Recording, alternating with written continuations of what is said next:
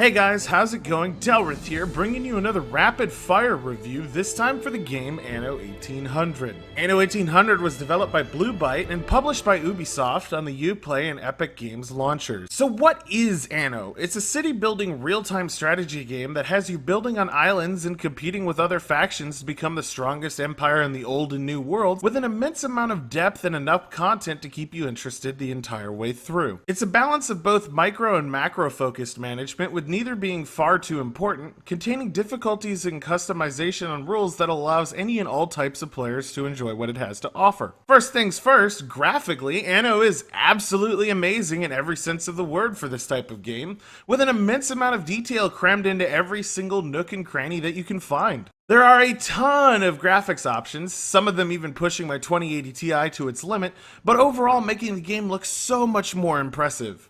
The water looks great, and the islands themselves are incredibly dense, with the jungles featuring tons of wildlife that you can zoom in on and check out, and just overall a lot to see and explore. Buildings at all tiers are incredibly detailed, with a lot of static objects around them, same with the citizens, and it feels like on max settings as if the developers really wanted to put as much in as possible until there was a danger of their computers catching on fire. Heck, there's even an experimental first-person mode you can access, allowing you to walk around your cities and appreciate what you've built and what the world detail has to offer. Couple all this with high-quality ambient sounds, voice acting, and sound design in general, and you've got a kick-ass visual and audio experience, something I wasn't expecting to be floored by when I started playing Anno. I always thought it would be hard to improve upon the city builder style of game, at least visually, but it managed to feel like an evolution of the appearance of the genre, and I really appreciate the effort they put forth. The UI is damn good too. It's very easy to follow, yet complex enough to work with multiple tiers and stages of development within your empire, never really feeling cluttered or too crazy, even with the sheer overwhelming amount of resources and construction management that'll be going on. I was able to, without having played an Anno game in a very long time,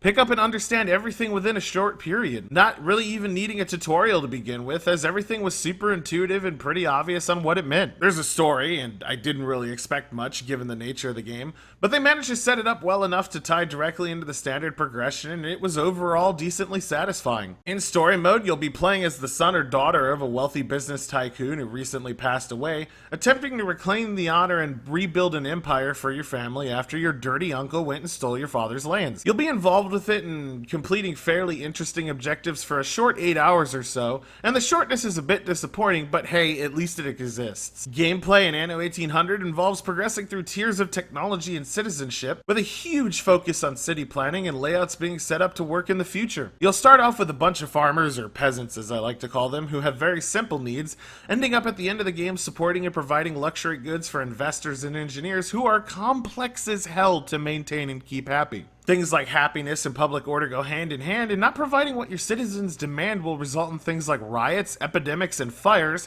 all requiring specific buildings to deal with when the problem arises. There are items, both consumable and permanent, that let you mitigate a lot of the requirements that even abuse your colony and work them way harder than they should be working, allowing you to massively increase production and be more efficient with the land you're building on. I appreciated how everything worked if you played casually, but really liked that it offered a lot of min-maxing opportunities for people that wanted to do that. With the island-based system and the sheer volume of different goods and ingredients required to make certain things your citizens demand, it will have you exploring and colonizing multiple locations, even across the world, and setting up shipping routes to provide ingredients to different factory locations across your empire. The first few stages, like farmers, workers, and artisans, won't be having you do this too much, but the later tiers definitely require it.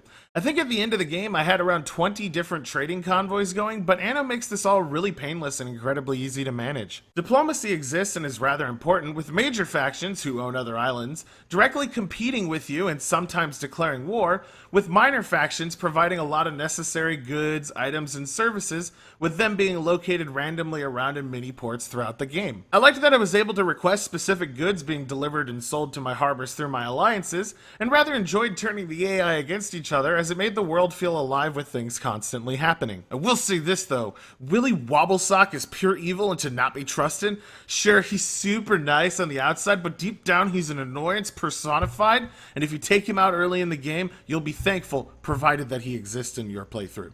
Combat's a thing, but it's naval only, with absolutely no way for you to invade islands with ground troops. This is alright, however, as you're able to conquer islands for yourself or take over shares, you get a percent of the income that island makes, through sheer bombardment and massive fleets on the high seas. It's decent enough, but not too complex, with the ability to place defenses existing if you don't really want a fleet of your own. Looting is a great way to get rare upgrades and abilities for your ships and buildings, so I encourage anyone who plays to attack pirates, rob competitors, and plunder everything you can at every point. There's also a neat little expedition system in Anno 1800, allowing you to pick ships and send them out, with text-based adventures and prompts occurring for each challenge that they face along the way. Depending on who you put on the boat and what resources you have available, you'll either succeed or fail at the voyage, resulting in them bringing back some kick-ass loot or really nothing at all. I liked it and added a decent mechanic without being intrusive in any way, shape, or form.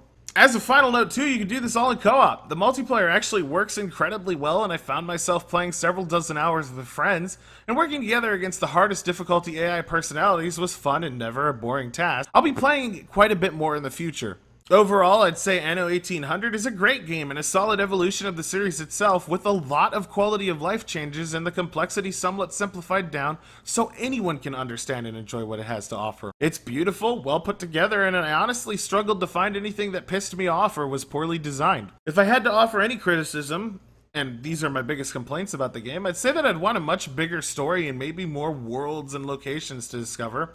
You know, places to colonize, with more factions to interact with, and even maybe ground warfare. This would make it all even better. With everything considered though, I give Anno 1800 an 8 out of 10. It's a great and entirely enjoyable city builder that improves upon its previous titles, but didn't quite wow me to be given a higher score. I'd say it's definitely worth a purchase though if you enjoy this genre, as it will without a doubt eat a lot of your time and entertain you all the way through. That's going to be it for this rapid fire review. If you liked it, do me a solid and hit that like button, and if you're already subscribed, ring the bell to get notifications on new videos we post in the future. Oh yeah, and if you like the rapid fire reviews or would like to see when I'm doing them live on Twitch, you can head over to my Twitter at AJSADelrith and give me a follow. I'd appreciate it. Until the next video, this is Delrith, and I'll be seeing ya.